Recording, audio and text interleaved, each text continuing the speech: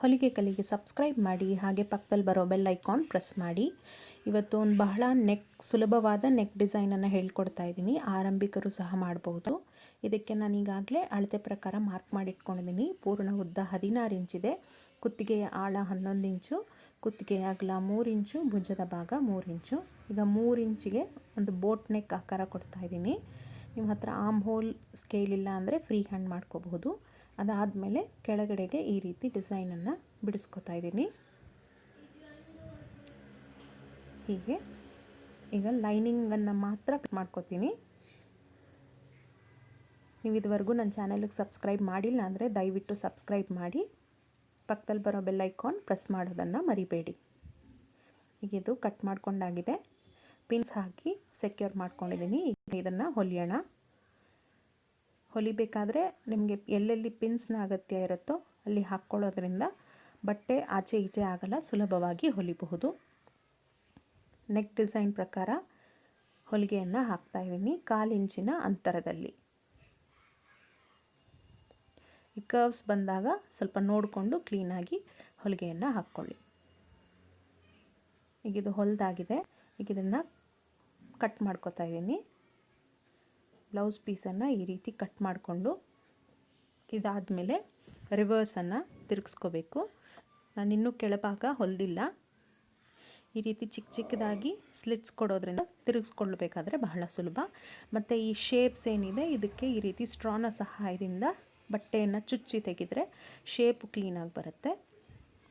ಎರಡೂ ಕಡೆ ಅದೇ ರೀತಿ ಮಾಡ್ಕೊತಾ ಇದ್ದೀನಿ. ಈಗ ಅದ್ರ ಮೇಲೆ ಟಾಪ್ ಸ್ಟಿಚ್ಚನ್ನು ಕೊಡೋಣ. ಮತ್ತು ಕೆಳಗಡೆ ಸಹ ಇನ್ನೂ ಕಂಪ್ಲೀಟ್ ಮಾಡ್ಕೊಂಡಿಲ್ಲ. ನಾನು ಟಾಪ್ ಸ್ಟಿಚ್ಚನ್ನು ಕೊಡ್ತಾ ಇದ್ದೀನಿ.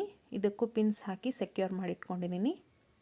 ಎಡ್ಜಸ್ ಬಂದಾಗ ಕ್ಲೀನಾಗಿ ತಿರುಗಿಸ್ಕೊಂಡು ಹೊಲಿಗೆಯನ್ನು ಹಾಕೋದ್ರಿಂದ ಫಿನಿಶಿಂಗ್ ನೀಟಾಗಿ ಬರುತ್ತೆ. ಈ ರೀತಿ ಮತ್ತಷ್ಟು ವೀಡಿಯೋಸ್ಗಳಿಗೋಸ್ಕರ ದಯವಿಟ್ಟು ಕಾಮೆಂಟ್ ಸೆಕ್ಷನಲ್ಲಿ ನಿಮ್ಮ ಅಭಿಪ್ರಾಯವನ್ನು ತಿಳಿಸಿ. ಈ ರೀತಿ ಪೂರ್ತಿ ಹೊಲ್ಕೋಬೇಕು. ಈ ರೀತಿ ಎಡ್ಜಸ್ ಬಂದಾಗ ನಿಲ್ಲಿಸಿ ಮತ್ತೆ ತಿರುಗಿಸ್ಕೊಂಡು ಹೊಲಿಯೋದ್ರಿಂದ ಕ್ಲೀನಾಗಿ ಬರುತ್ತೆ. ಈಗ ನಾನು ಕೆಳಭಾಗಕ್ಕೆ ಈ ರೀತಿ 1 ಇಂಚಿನ ಪಟ್ಟಿಯನ್ನು ತೊಗೊಂಡಿದ್ದೀನಿ. ಈಗ ಸ್ಟ್ರೈಟಾಗಿ ಹೊಲಿದು ಅದಾದಮೇಲೆ ಮಡಚಿ ಹಿಂಭಾಗದಲ್ಲಿ ಹೊಲ್ಕೊಂಡು ಫಿನಿಶಿಂಗನ್ನು ಮಾಡ್ಕೋತೀನಿ. ಹಿಂಭಾಗಕ್ಕೆ ಮಡಚಿ ಈ ರೀತಿ.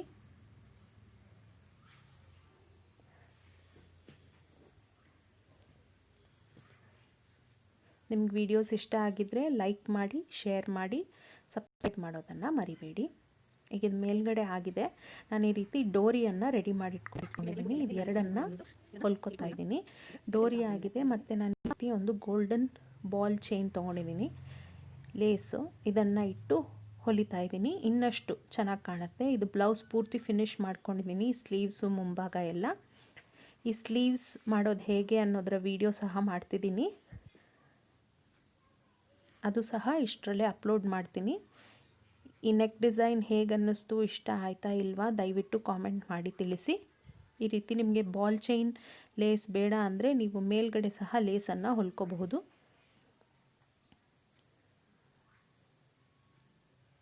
ಈ ರೀತಿ ಪೂರ್ತಿ ಲೇಸನ್ನು ಹೊಲ್ಕೋತಾ ಇದ್ದೀನಿ. ನಾನು ಕುತ್ತಿಗೆ ಭಾಗಕ್ಕೆ ಅಷ್ಟೇ ಅಲ್ಲದೆ ಮುಂಭಾಗದ ಕುತ್ತಿಗೆ ಭಾಗಕ್ಕೂ ಸಹ ಹೊಲ್ಕೋತಾ ಇದ್ದೀನಿ. ಅದು ಕಂಪ್ಲೀಟ್ಲಿ ಆಪ್ಷನಲ್. ನಿಮಗಿಷ್ಟ ಇದ್ದರೆ ಹೊಲ್ಕೋಬಹುದು, ಇಲ್ಲ ಅಂದರೆ ಇಲ್ಲ. ಈ ರೀತಿ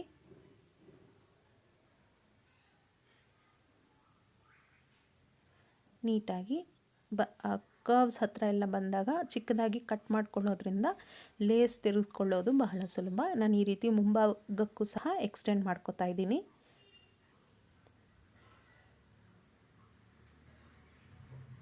ಇದಕ್ಕೆ ನಾನು ಸಿಂಗಲ್ ಪ್ರೆಸ್ಸರ್ ಫುಟ್ಟನ್ನು ಹಾಕ್ಕೊಂಡಿದ್ದೀನಿ. ಪೂರ್ತಿ ಮುಗಿದ ಮೇಲೆ ಡಿಸೈನ್ ಈ ರೀತಿ ಕಾಣುತ್ತೆ.